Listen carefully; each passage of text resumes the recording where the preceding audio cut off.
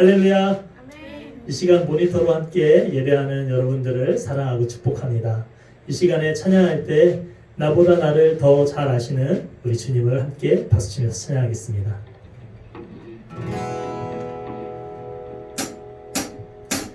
나보다 나를 잘 아시는 주님, 내가 주를 떠나 어디로 가겠나이까. 나 어딜 가든지 주의 손이 나를 인도하시며 주의 오른손이 나를 붙드시리라. 나를 창세전부터 계획하시고 지금까지 인도하시네. 하나님이여 주의 생각이 어찌 그리 고배로우신지요. 나의 생각보다 나의 뜻보다 더 크고 놀라우신 주님. 하나님이여 나를 살피사 나의 마음을 아시오니 나의 영원한 길로 인도하소서. 나보다 나를 잘 아시는 주님, 내가 주를 떠나 어디로 가겠나이까. 나 어딜 가든지 주의 손이 나를 인도하시며 주의 오른손이 나를 붙드시리라. 나를 창세전부터 계획하시고 지금까지 인도하시네. 하나님이여 주의 생각이 어찌 그리 고배로우신지요. 나의 생각보다 나의 뜻보다 더 크고 놀라우신 주님. 하나님이여 나를 살피사 나의 마음을 아시오니 나의 영원한 길로 인도하소서. 하나님이여 하나님이여 주의 생각이 어찌 그리 고배로우신지요. 나의 생각보다 나의 뜻보다 더 크고 놀라우신 주님. 하나님이여 나를 살피사 나의 마음을 아시오니 나의 영원한 길로 인도하소서.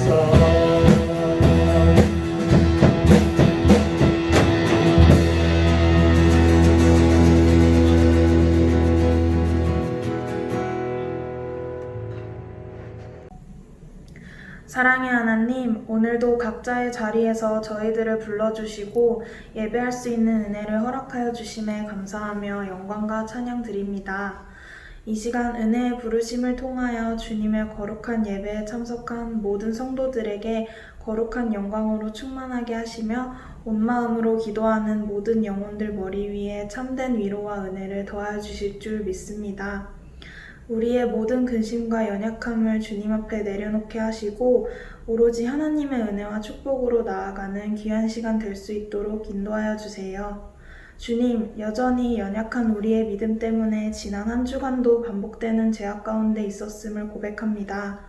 세상이 말하는 성공에 소망을 두지 않고 참 소망이 되시는 하나님만을 믿고 의지하는 담대한 믿음을 허락하여 주시고 말과 형식뿐인 회개가 아닌 날마다 주님의 말씀대로 살아가며 우리의 삶 가운데 늘 역사하시는 하나님을 경험하는 우리의 삶이 되기를 소원합니다. 하나님, 지금 전 세계가 코로나 바이러스로 하루하루를 힘들게 보내고 있습니다. 질병으로 인하여 힘들어하는 심령들을 만져주셔서 믿음을 새롭게 하시고 그 믿음으로 두려운 마음은 내려놓고 하나님 앞으로 기도하는 자리에 나아갈 수 있는 우리가 되기를 원합니다. 주님, 이 시간 말씀 전하시는 목사님께 성령 충만함 허락하시고 전해지는 말씀 한마디 한마디 가슴에 새기며 주님께로 한 걸음 더 나아갈 수 있는 저희의 발걸음 허락하여 주세요. 오늘도 주님 안에서 참으로 행복함을 고백합니다. 온 마음을 다해 예배드리는 모든 성도들을 기쁘게 받아주실 줄 믿으며 예수 그리스도의 이름으로 기도드립니다. 아멘.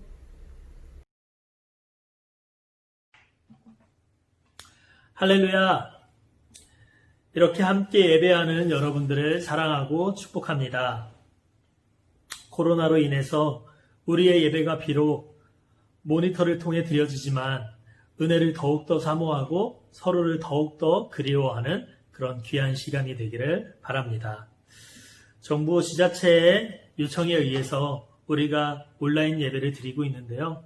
오프라인 예배로 언제 드릴지는 우리가 조금 더 지켜보았다가 상의 후에 저희가 공지하도록 하겠습니다. 우리가 서로 떨어져 있지만 더욱더 서로를 위해서 중보하는 그런 시간이 되었으면 좋겠고요. 특별히 힘들어하는 우리 몇 지체들이 있는데요. 여러분들 생각나실 때마다 기도해 주시기를 바랍니다. 그리고 또 각자의 위치에서 하루하루 열심히 살아가시는데요. 여러분 이번 주 또 힘내시고 또 이번 주에도 승리하시는 여러분들 되시기를 바랍니다. 이상으로 다음 세대 교회 소식을 마치겠습니다. 감사합니다.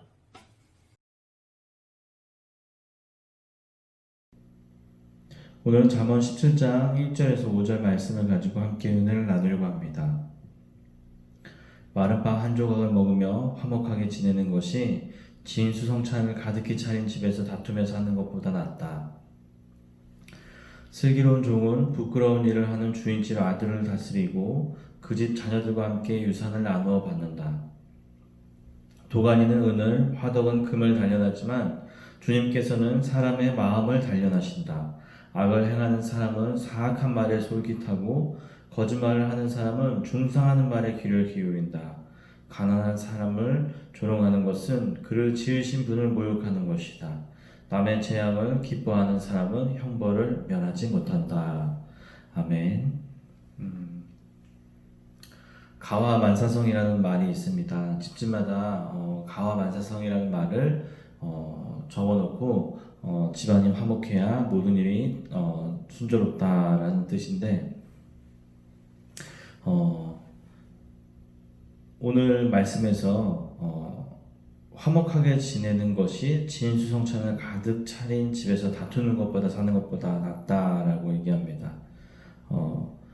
바로 앞에서 16장에서는요, 노하기를 더디하는 사람은 용사보다 낫고 자기의 마음을 다스리는 사람은 성을 점령한 사람보다 낫다라고 표현되어져 있습니다.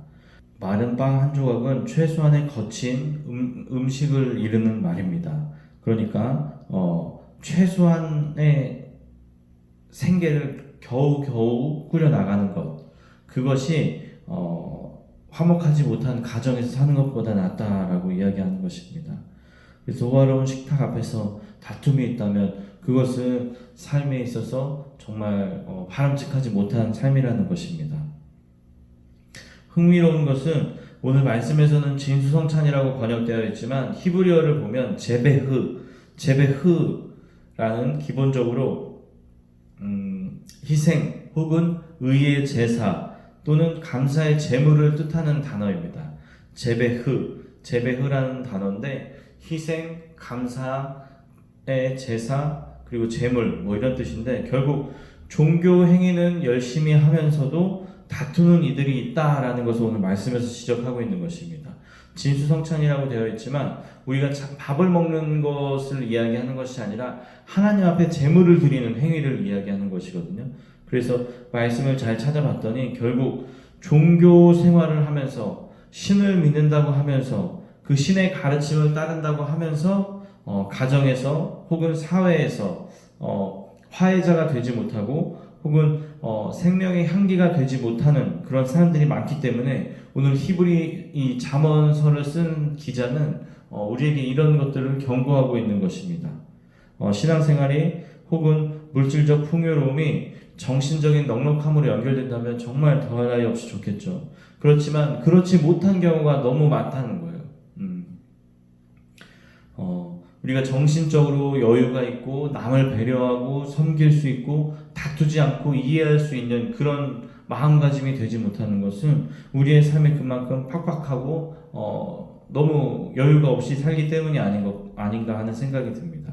그래서 마른 빵 한 조각이라도 나누려는 마음이야말로 우리가 예배를 드리는 데 있어 가장 기본적인 마음이라는 거죠. 그래서 예배를 드리기 전에 서로 화목하고 와라라고 마태복음 5장에 얘기하잖아요.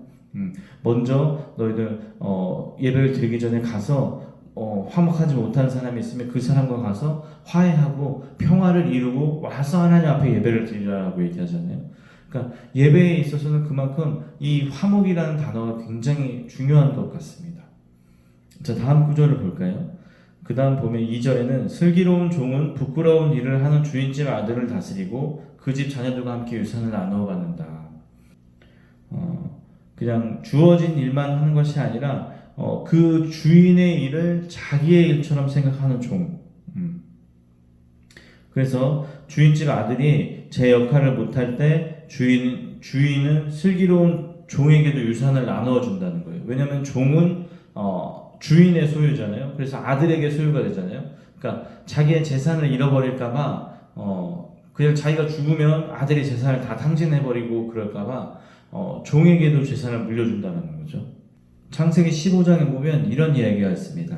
아브라함이 아직 약속의 유업을 받지 못했을 때 하나님이 아브라함을 환상 중에 나타나셨어요. 그리고 아브라함에게 이제 너에게 줄 것이 있다 그랬는데 아브라함이 저에게 줄 것이 무엇이 있습니까?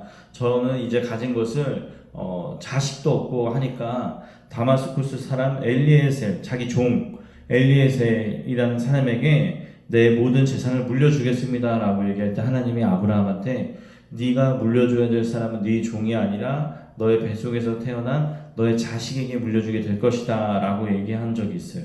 그만큼 아브라함은 자기의 성실하고 똑똑한 종인 엘리에셀에게 자기의 모든 것을 물려준다라고 한 적이 있습니다. 그래서 부끄러운 일을 하는 주인집 아들이 그런 시대에도 많았고 요즘에도 많은 것 같아요. 부모에게 물려받았는데 그것을 지키지 못하고 이제 탕진하는 사람들. 풍요로움 속에 살면서 자기가 원하는 것을 모두 누린 사람들 가운데 조금 공감의 능력이 부족한 사람들이 많은 것 같아요. 사람을 만나다 보니까. 그래서 공감의 능력이 부족하다는 말은 다른 사람을 이해하거나 배려할 줄 모르는 사람을 이야기합니다. 특히 뭐 이런 말을 이 모든 걸 해당되는 건 아니지만 부잣집의 외동아들 그리고 뭐 3대 독자로 뭐 오냐오냐 정말 너무 애지중지 키운 그런 사람들일수록 다른 사람을 배려하고 다른 사람을 이해하는데 그런데 이제 조금 그런 능력이 떨어지는 것을 많이 경험하는 것 같아요. 갑질하는 사람들 있죠. 회장 아들 그래서 막 회사 직원을 막 종처럼 부리는 사람들 있죠. 네, 그런 사람들이 예입니다. 물론 사람은 누구나 다 이기적인 데가 있어요. 저부터 시작해서 다 이기적인 부분이 누구나 있어요. 그러나 그럼에도 불구하고 우리가 다른 사람을 이해하기 위해서 우리의 어떤 자아를 조금 내려놓고 다른 사람에 집중할 필요가 있다는 것을 이야기하고 있는 겁니다. 자기를 중심에 놓으려는 습성이 있는 우리는 그 습성에서 벗어나서 하나님의 사랑으로 그 다른 사람들을 감싸 안고 이해할 수 있도록 해야 한다는 내용을 오늘 말씀에서 가르치고 있는 겁니다. 살면서 정말 고난을 겪은 사람들을 많이 만나는 것 같아요. 그래서 고난을 겪고 난 사람들은요, 무언가 달라요. 고난을 뚫고 이겨낸 사람들은. 고난의 시간을 잘 보낸 사람들을 보면, 그 고난이 그들의 겸손함도 갖추게 되고, 그분이 더 성실하게 살 수도 있게 되고, 그런 여러 가지 장점들을 많이 주는 것 같아요. 고난을 좋아할 사람은 없지만, 고난이 유익이 되는 것은 분명한 것 같아요. 자기가 얼마나 연약한 존재인지를 일깨워 주기도 하고 나의 지식이, 나의 입장이, 나의 세계관이, 나의 생각이 참된 인식에 기반된 것이 아니라 나만의 편견에서 비롯된 것임을 깨닫게 될 때 우리는 성숙함을 가지게 된다는 거죠. 그렇게 고난이 모든 사람을 성숙하게 하는 것은 아니지만 또 고난이 반대로 삐뚤어지게 하고 어긋나게 만드는 부분도 있지만 이 고난을 잘 이겨내는 사람은 정말 성숙함이 그에게 무기가 되는 것 같습니다. 여러분, 이 고난이 찾아온다 했을 때 그것을 정면으로 바라보고 그것을 당당히 돌파하고 그것을 자신의 어떤 내공으로 삼을 수 있는 사람이 되었으면 좋겠습니다. 3절을 보면요, 도가니는 은을, 화덕은 금을 단련하지만 주님께서는 사람의 마음을 단련하신다라고 얘기합니다. 그러니까 은을 단련하려면 도가니에 넣어가지고 은을 끓여야 되고, 화덕은 금을 단련하는 것이고, 우리가 우리의 마음을 단련하기 위해서는 어떻게 해야 되냐면 주님께 맡겨야 한다라고 오늘 말씀에서 얘기하는 것입니다. 그러니까 우리의 마음이 연약하고 쓰러지고 괴롭고 어려움에 처해 있을 때 우리가 해야 할 일은 주님께 우리의 마음을 맡겨야 한다는 거예요. 우리가 어떤 식으로 좋은 책을 읽고 좋은 가르침을 듣고 좋은 메시지를 들어서 그것이 우리의 자양분을 삼을 수는 있지만 우리가 정말 흔들리지 않고 단단한 믿음을 수련하기 위해서는 우리가 모든 것을 하나님 앞에 의지하는 마음이 있어야 한다는 것입니다. 사랑도 그렇습니다. 시련과 고통의 그런 시간이 올 때 쇠가 담금질을 통해서 강해지는 것처럼 우리도 풀목불 속에 들어가서 강해지는 시간이 필요하다는 것입니다. 강해지는 사람은 저절로 강해지는 것이 아니라 이런 연단의 과정을 거쳐야 한다라고 이야기하는 것입니다. 그래서 고난이 닥쳐올 때 그것을 유익으로 바꾸는 것이 바로 신앙인 것 같습니다. 그래서 저는 신앙을 연금술과 같다라고 이야기하는 것입니다. 쉽지 않은 일이지만 분명히 우리가 지향해야 합니다. 고난이 찾아올 때 고난을 어떻게든 벗어나려고 어떻게든 나에게서 멀어지게 하려고 하는 것이 아니라 그 고난을 바로 쳐다보고 하나님을 바라보며 온전히 성공하는 그 연단을 성공하는 우리 모든 성도들이 되었으면 좋겠습니다. 로마서 5장 3절 4절에 그뿐만 아니라 우리는 환난을 자랑합니다. 우리가 알기로 환난은 인내력을 낳고 인내력은 단련된 인격을 낳고 단련된 인격은 희망을 낳는 줄을 알고 있기 때문입니다. 여러분, 단련된 인격이 희망을 낳는다라고 이야기하는 것입니다. 우리가 무언가에서 희망을 얻고자 한다면 우리는 우리의 어떤 고통의 시간을 잘 보낼 수 있는 그런 마음이 있어야 할 것 같습니다. 인내를 단련된 인격을 낳는다라는 말이 바로 이것일 것입니다. 단련된 인격은 희망을 낳고 절망에 빠지지 않는다는 거예요. 불평불만하는 것이 아니라 희망 속에서 우리는 기쁨 속에서 평안 가운데 살 수 있다는 거죠. 누구나 일생에 몇 번은 정말 막다른 한계의 상황 앞에 서게 될 것입니다. 스스로 어떻게 해볼 수 없는 일들이 느닷없이 닥쳐와서 우리의 삶을 쥐고 흔들 것입니다. 질병, 죽음의 위기, 실패, 무의미성의 자각, 허무의식, 견딜 수 없는 슬픔, 유한성에 대한 자각이 찾아올 때 우리는 무력해질 수밖에 없습니다. 하지만 그런 인생의 위기는 우리 인생에서 정말 본질적인 것이 무엇인지를 돌아보게 하는 시간이 될 것이라는 것입니다. 시급한 일들을 처리하느라 놓치고 살았던 중요한 일을 다시 한번 붙들게 된다는 것입니다. 우리가 당연하게 여기던 일상이 얼마나 소중한지, 때로는 무겁게 여겨졌던 가족들이 더없이 고맙게 여겨지고 어려운 시기에 내 곁에 다가오는 여러 친지, 친구, 지인들이 얼마나 귀한 사람들인지를 깨닫게 된다는 것입니다. 고난은 돈과 명예와 권세를 쫓던 삶이 허망할 수도 있다는 사실을 일깨워줍니다. 모든 고난이 유익한 것은 아니지만 고난을 유익하게 만든 사람들이 지혜로운 사람들입니다. 4절을 볼까요? 악을 행하는 사람은 사악한 말에 솔깃하고 거짓말을 하는 사람은 중상하는 말에 귀를 기울인다. 어거스틴이 한 얘기 있는데요. 악이 무엇이냐라고 얘기했을 때 선의 부재이다라고 말했습니다. 그러니까 악은 선이 없는 게 악이다라는 거예요.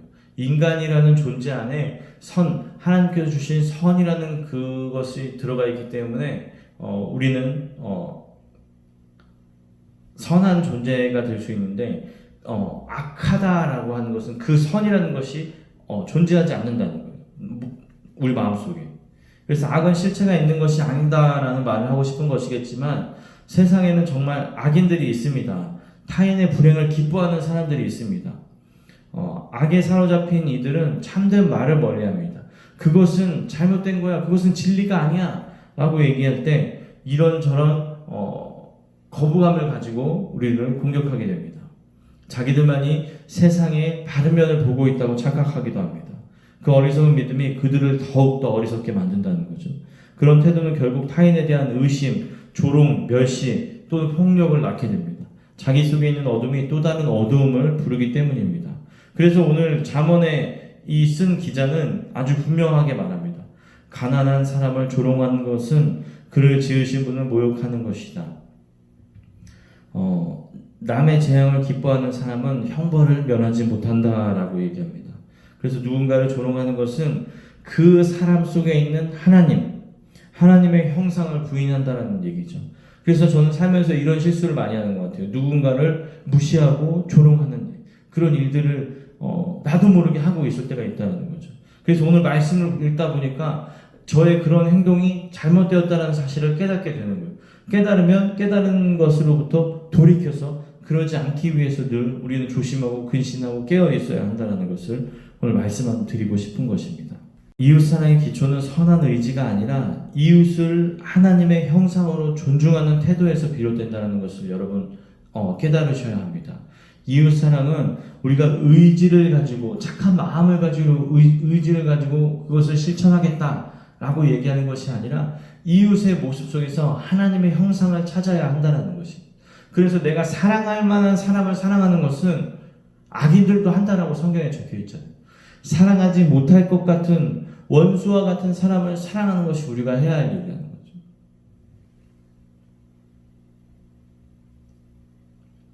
돈 때문에 사람에 대한 존엄성이 점점 약해져가는 현실이 정말 안타깝습니다. 그러나 이러한 현실을 우리 크리스찬들이 극복할 때 비로소 우리는 참 크리스찬으로서의 삶을 살아갈 수 있습니다. 세상을 우리의 힘으로 우리의 모습으로 변화시켜야 합니다. 여러분 같이 해나갑시다. 어려운 이들을 사랑하고 어려운 이들에게 하나님의 말씀을 전하기 위해서는 우리가 타인을 향한 열려있는 태도가 중요하다는 것입니다. 말씀 앞에서 살아가는 이들은 사회 구석구석에서 그리스도의 향기를 풍겨야 합니다. 십자가의 목걸이를 달고 다니고 식사할 때 두 손을 모아 기도하는 모션만으로는 부족합니다. 그래서 다른 이들을 존중하고 아끼는 문화를 만들기 위해 노력해야 한다는 것입니다. 어려운 시대일수록 근본에 충실한 사람이 등장해야 합니다. 타인을 하나님으로 보는 다른 사람들의 모습 속에서 하나님의 모습을 찾아낼 수 있는 그런 기본에 충실한 사람들이 되었으면 좋겠습니다. 우리가 머무는 삶의 자리 한 구석이라도 밝히는 작은 등불 같은 사람들이 되었으면 좋겠습니다. 등불을 상 아래에 두지 않는다는 거예요. 등불은 가장 높은 곳에 두는 거죠. 가장 높은 곳에 두는 것은 많은 사람들에게 빛을 비추게 하기 위해서인 거죠. 그래서 우리는 빛의 역할을 감당하고 있는 우리들이 세상 가운데 빛을 발하기 위해서 높은 곳에서 비춰줘야 한다는 것입니다. 여러분 세상을 밝히는 작은 등불이 되시기를 바랍니다. 여러분의 주위에 따뜻하고 아주 상쾌한 분위기를 만들고 서로 아끼는 마음이 쉽게 자리 잡을 수 있도록 분위기를 만들어 갔으면 좋겠습니다. 바로 그것이 하나님 나라를 지향하는 이들의 마땅한 태도라는 것입니다. 여러분 이번 돌아오는 한 주간 동안 단 한 사람에게도 해를 끼치지 말고 할 수 있는 모든 선한 일을 다하고 하나님의 은혜와 사랑 안에 머무시길 부탁드립니다. 여러분 한 주간 동안 화내는 것을 억제하고 다른 사람을 미워하는 것을 억제하고 온전히 다른 사람을 배려하고 섬기고 그들에게 하나님의 사랑을 전하는 일들만 하는 한 주가 되었으면 좋겠습니다. 여러분 오늘 이 말씀을 기억하면서 오늘 말씀은 결국 예배를 드리는 사람들이 행해야 될 모습이 어떤 것인가를 이야기해 주는 거예요. 오늘 말씀을 꼭 기억하시면서 한 주간의 삶을 좀 결단하고 그렇게 실행해 나갔으면 좋겠습니다. 우리가 처해 있는 직장, 사업터, 가정, 학교에서 우리의 모습이 어떤지를 돌아보는 한 주가 되었으면 좋겠다는 것입니다. 여러분, 오늘 말씀을 기억하길 부탁드립니다.